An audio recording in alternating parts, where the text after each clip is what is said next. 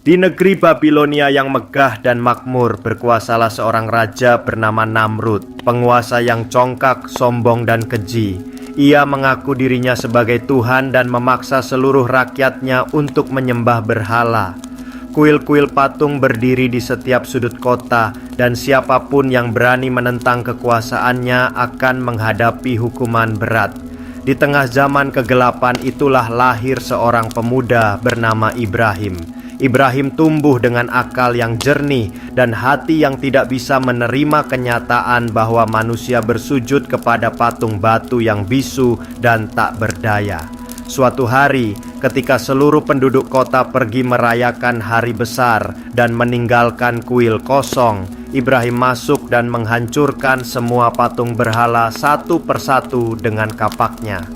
Ibrahim kemudian dibawa menghadap Raja Namrud dan para penguasa Babilonia sendiri. Terjadilah perdebatan yang masyhur di mana Ibrahim menantang Namrud untuk membuktikan kekuasaannya dengan menerbitkan matahari dari arah barat karena Tuhannya menerbitkannya dari timur. Namrud terdiam tak mampu menjawab, namun kekalahan dalam perdebatan justru menyulut amarah Namrud dan para penguasa Babilonia semakin besar. Merasa harga diri mereka tercoreng di hadapan rakyatnya, Namrud menjatuhkan hukuman yang belum pernah ada sebelumnya. Ibrahim diputuskan untuk dibakar hidup-hidup. Di pusat peradaban Babilonia, sebuah panggung eksekusi dibangun bukan atas dasar perhitungan teknik yang akurat, melainkan atas dasar arogansi kekuasaan yang buta. Namrud ingin sebuah pernyataan kekuatan yang absolut, sebuah tungku raksasa yang akan melenyapkan sang pembangkang dalam kawah api. Ribuan orang dikerahkan, kayu dikumpulkan dalam jumlah yang berlebihan hingga bibir lubang tertutup rapat oleh tumpukan kayu yang padat. Seluruh negeri diperintahkan untuk mengumpulkan kayu bakar. Berhari-hari bahkan berminggu-minggu, rakyat berbondong-bondong membawa kayu dalam jumlah yang luar biasa banyaknya. Secara visual, itu adalah manifestasi dari kehancuran yang mutlak.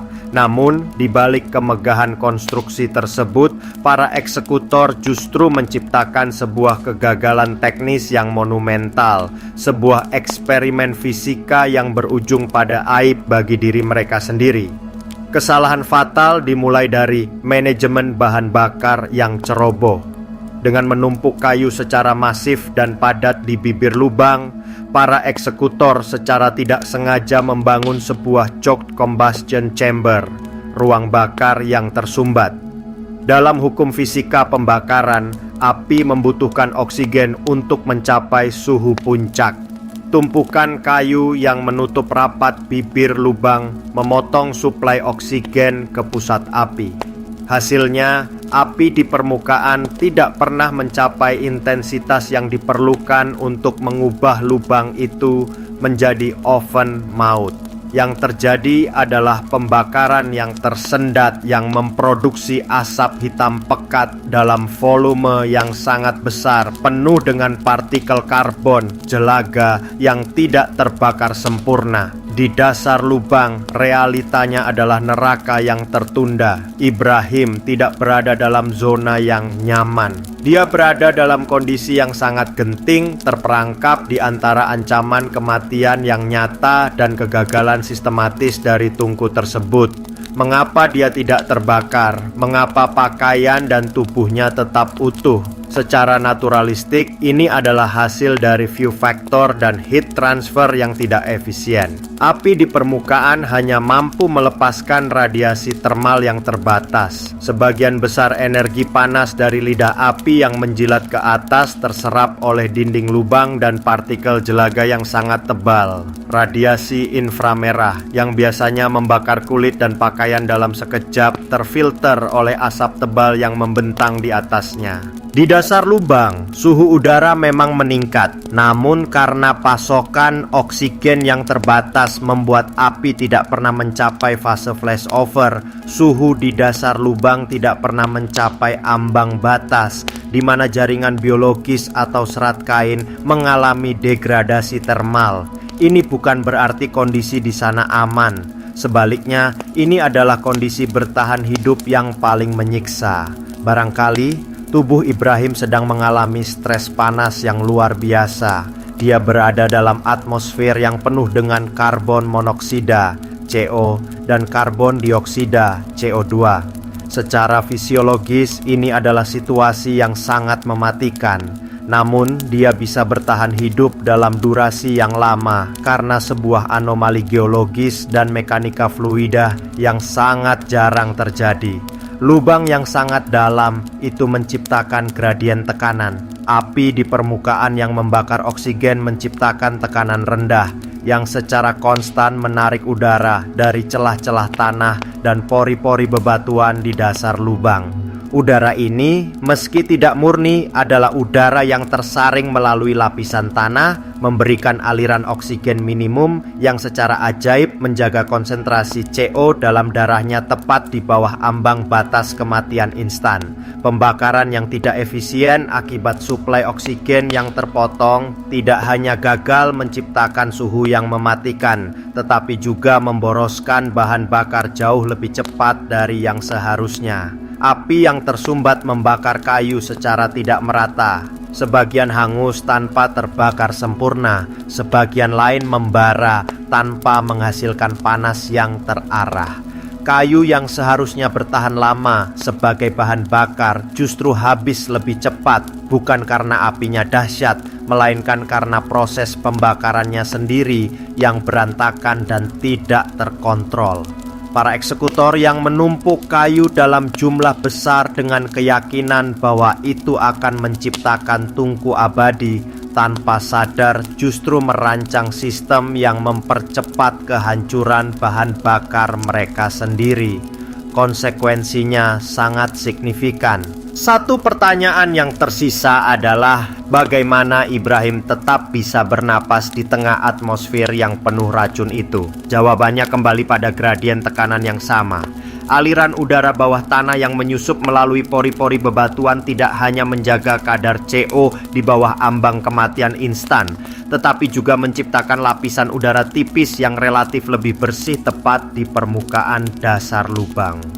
Dalam mekanika fluida, udara yang lebih dingin dan berat cenderung mengendap di dasar ruang tertutup. Udara yang tersaring melalui tanah itu, meski tidak murni, cukup untuk menjaga fungsi paru-paru minimum tetap berjalan.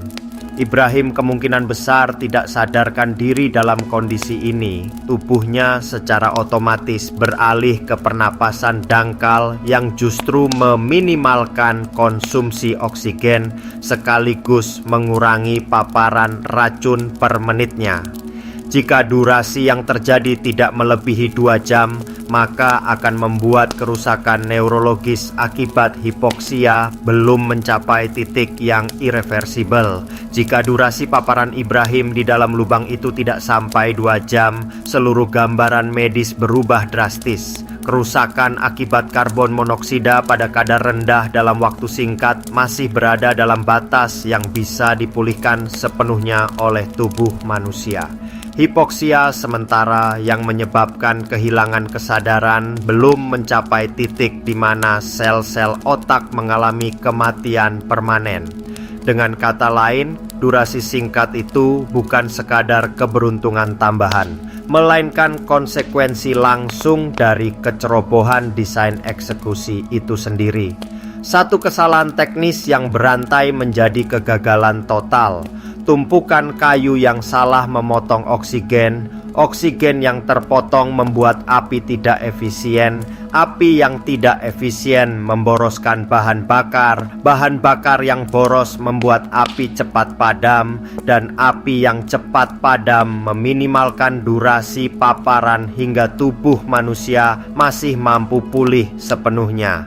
Jika misalnya paparan CO terjadi selama berjam-jam dalam kadar rendah adalah ancaman yang mengerikan bagi hemoglobin. Jika dia selamat, itu bukan karena dia kebal terhadap gas beracun, melainkan karena konsentrasi CO tidak pernah mencapai level saturasi karboksihemoglobin yang fatal.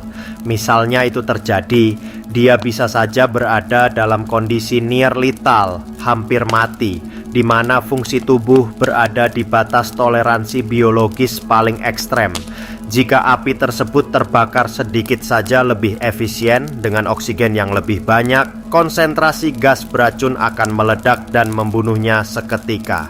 Namun karena ketidakbecusan para eksekutor dalam mengatur aliran udara, api tersebut hanya membara dengan lamban, menjaga konsentrasi racun tetap di level yang memungkinkan tubuh manusia bertahan. Dinding tanah yang lembab bertindak sebagai heat sink raksasa. Energi panas yang menjalar ke dinding lubang langsung terserap untuk proses evaporasi air tanah, menjaga suhu udara di dasar lubang tetap tertahan.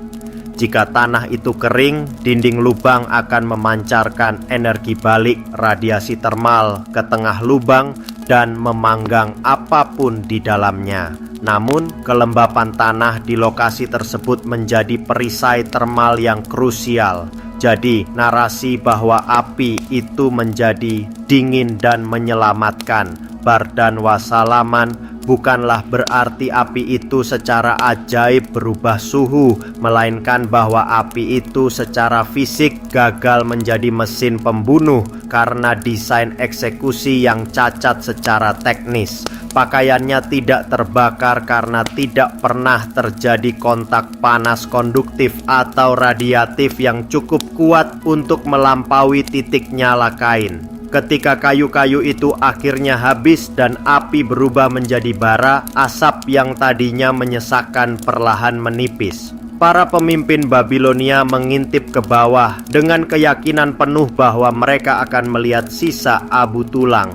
Itu adalah puncak dari arogansi mereka. Mereka adalah orang-orang yang sangat terobsesi dengan citra keperkasaan, dan di depan mata seluruh kota, mereka baru saja membuktikan ketidakmampuan mereka sendiri. Reaksi mereka bukanlah ketakutan akan hal mistis, melainkan kehancuran intelektual. Mereka tidak melihat keajaiban, mereka melihat bukti nyata dari ketidakmampuan teknis mereka. Mereka telah memobilisasi ribuan orang, menghabiskan sumber daya negara, dan menciptakan tontonan nasional hanya untuk dipermalukan oleh kenyataan bahwa metode eksekusi mereka tidak bekerja.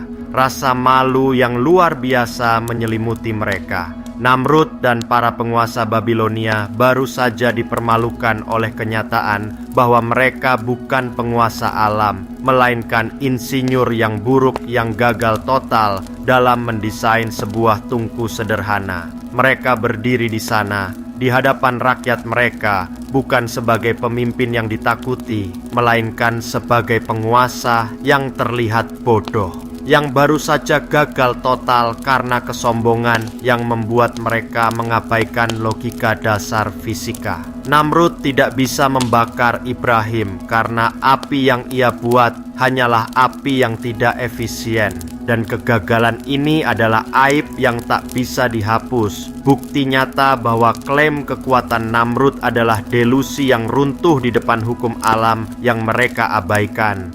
Mereka kalah bukan oleh sihir, tapi oleh ketidaktahuan mereka sendiri tentang bagaimana api, udara, dan panas bekerja. Ketika api mulai padam dan aliran udara segar mulai masuk, tubuhnya secara perlahan merespons, seperti seseorang yang terbangun dari kondisi pingsan akibat kekurangan oksigen.